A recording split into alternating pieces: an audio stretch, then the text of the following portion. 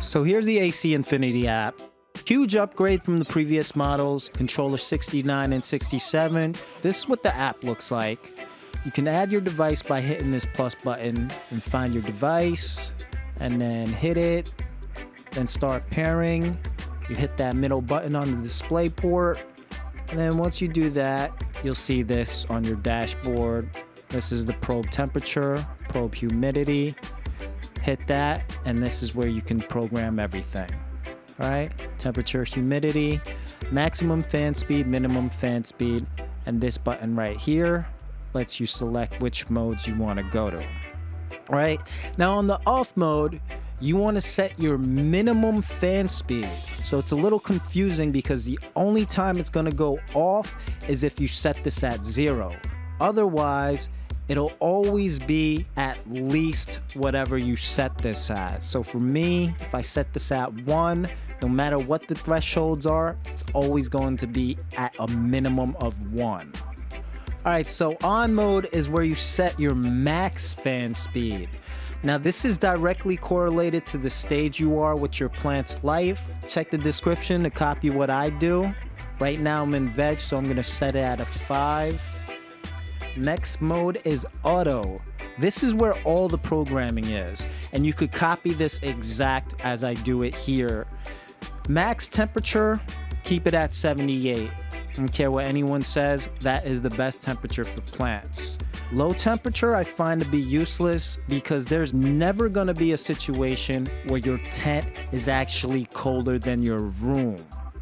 Humidity settings, these are useless as well because what happens is they end up overriding your max temperature settings, and to combat any humidity that might build up in bloom, you just set that minimum fan speed. So every single time it's just going to be 78 high, shut off the low, shut off the high humidity, and shut off the low humidity. Right? Now the absolute best feature of this upgrade is in this settings mode. So you come here and you'll see there's other things that you can change, like change the Celsius or Fahrenheit, brightness settings. You can calibrate here, but right here in that port is this transition temperature. So what this transition temperature does is the further away from your target temperature you go, the harder this fan works. So here's my minimum and maximum fan speeds, 0 and 5. And my target temperature is 78, and my transition temperature is 2. At 78, it's gonna be a 0. 2 degrees higher than that, at 80, it's gonna be a 1. 2 degrees higher than that, 82, it's gonna be a 2, 84, a 3, and so on. I could change this transition temperature to 4, and at 4, it's gonna be 78, a 0, 82, a 1, 86, a 2, and so on. So this is great because it maximizes the efficiency. What would happen when it's at 0 is at anything lower than 78, it's gonna be a 0. And as soon as it goes above 78, it's gonna trigger this to be a 5 fan speed. I mean, that just makes it so that there's way too much fluctuation in temperature. Whereas if you just have it set at a 1 fan speed right when it goes above 78, it makes it so that you're not using as much power. So for me, I just set it at a 2.